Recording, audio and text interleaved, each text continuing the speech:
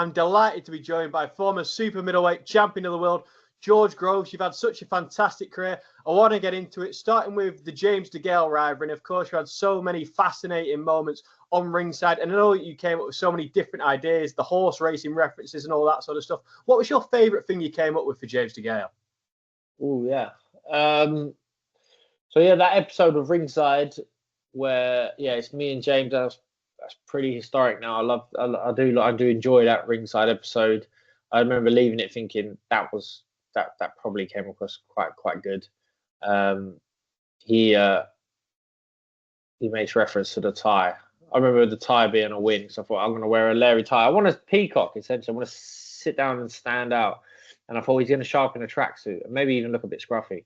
Whereas if I come looking like a second-hand card dealer, I will stand out. And yeah, he picks on the tie, and then he calls me a mad fool, which yeah, it was really good. But yeah, I think the line I was trying to fit in was that he's going to look like a horse falling at Cheltenham on May 21st, whatever it was. So in reference to me knocking him out, and it went over his gloriously long head, as it always did. So yeah, that was a good one. I enjoyed that one. Yeah, 100%. I mean, you guys had a fascinating rivalry, and one of your greatest punches in your arsenal was your jab. And I was listening to an interview you did with Trish Dixon. I heard that you mentioned that the jab actually came from all those sparring sessions with James DeGale. Yeah, quite possibly. I mean, the jab was important. It was orthodox v southpaw. So, and James was very loose. Used to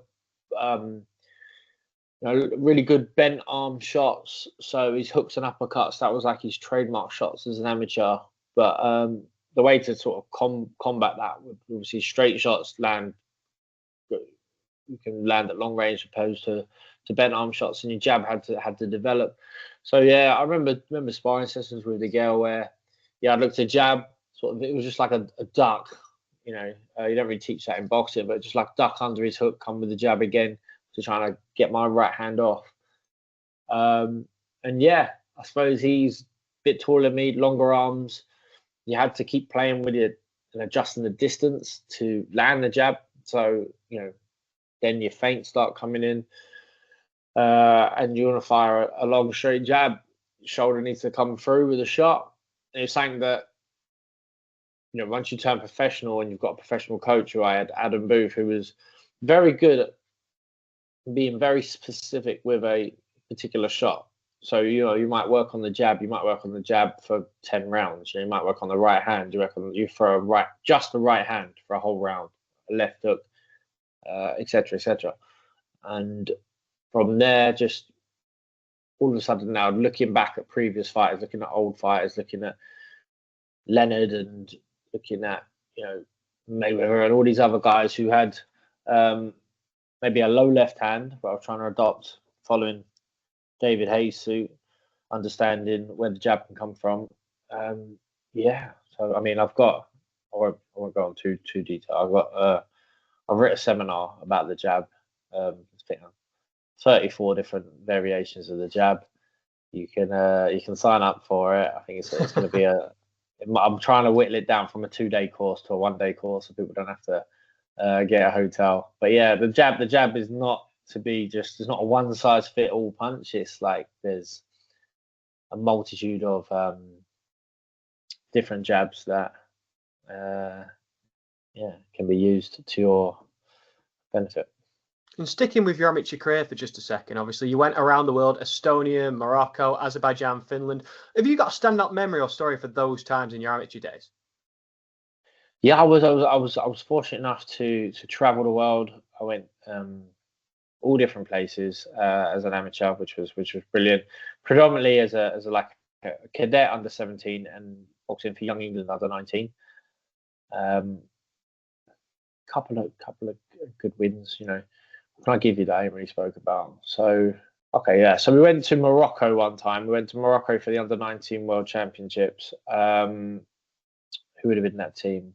There must have been Luke Campbell in that team. Tyson Fury was in that team. Darren Barker's younger brother, Gary, was in that team. He was the captain. It was a really good team. And lots of those guys went on and done really well. We boxed in Agadir in Morocco. Tyson Fury's dad drove to Morocco. He came, and yeah, I don't know if he came in sort of a camper van, made it a bit of a holiday. He didn't want to fly, so I don't know if he was scared of flying or another reason. But yeah, he was there. Fury won a bronze medal. I think someone else might have medaled. And Fury's like 17 years old, 100 kilos, 6'9", exactly the same as he is now. He was at 17. I boxed really well. I boxed. Who did I box? I boxed Azerbaijan. No, I boxed a Kazakhstani in the first round, southpaw. Beat him. Might have even stopped him on a 20-point rule. And then boxed a mirror image of him from Uzbekistan in the following round and got beat. We after we got beat, because it's Agadir and it's a bit of a holiday town, we went down to the beach, rented some jet skis, and went McDonald's and waited to get shipped off home. So it could have been better, could have been worse, but yeah, I was. Let me see if I can do better than that. Actually, we went. So I won gold in Bosnia. We went to the capital of Bosnia. I can't remember what that was called now. And that was at that point. I'd been to Azerbaijan. I'd been to Russia. I'd been to early 2000s. I'd been to countries that no one I knew had been to. From working class background. People I knew went to Spain, went to Portugal. They didn't go to Azerbaijan or Sarajevo in Russia. But we went to Bosnia. We got off the plane. It was a multi-nations tournament, and it was the first time where you could still see bullet holes in the walls, like of the buildings, where they'd obviously had their war previous, and it hadn't been that long. I think the war finished in the mid-90s, and we're there like 2001. Our hotel wasn't a hotel. We was actually staying in an orphanage for kids, which was horrendous. When even at the time, when you're 16, 17, you're not that compassionate about the world. But even then, I remember thinking, what am I doing here? And we must have kicked some kids out of their room or dorm so that we could have been in there. But yeah, there was an English team. I think Anthony Agogo was there, maybe Kawiafai, a few others. We went on and either went to the Olympics or won world titles. And we were told, don't go out on your own outside of this sort of little complex bit that we was in, because if they don't know who you are, they might shoot you. And I don't know if that was true or not, or whether they just wanted to keep us locked in. And if you're walking down and they don't recognize you, there's snipers everywhere, that you might get shot. Someone got shot the week before, just walking down the street looking for ice cream or something. So I don't know if that was true or not. But yeah, so we went to some really interesting, fascinating, and maybe even dangerous places as an amateur. But yeah, Bosnia, I need to figure out where we went in Bosnia, was probably top of the list of places essentially we shouldn't have been, if that makes sense. Yeah, 100%. That's a fascinating story, George. Just quickly before I let you go, obviously Chris Eubank Jr. coming off a big win over Conor Benn. There's obviously rumours that he could potentially get in there with Canelo Alvarez. What's your opinion on that fight? Would you give Eubank any chance against Canelo whatsoever? No. That's a free round fight at best. Eubank is way past his best. Sure, it'd be good for him to go up to 168, not have to do the drying out, but the damage has been done. His body is nowhere near what it used to be. Would you put Conor Benn in with Canelo? Probably not. Do you know what I mean? Conor Benn will say he's up for it, but you say that's an absolute mismatch. So how can you not? When Eubank Benn should have been an 80-20 fight in Eubank's favour, but it wasn't. It was a 50-50 fight. We knew the handicap, if you will, which is again just to make fights. It's it's got to have to be a bit of a handicap.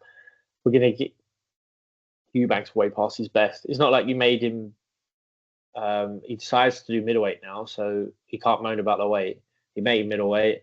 There was a rehydration clause that there is in every world title fight anyway, so that's nothing new. And he still had a life and death with Conor Benn, which 7 years ago wouldn't have been the case. So you put him in with Canelo now. So 3-round fight at best.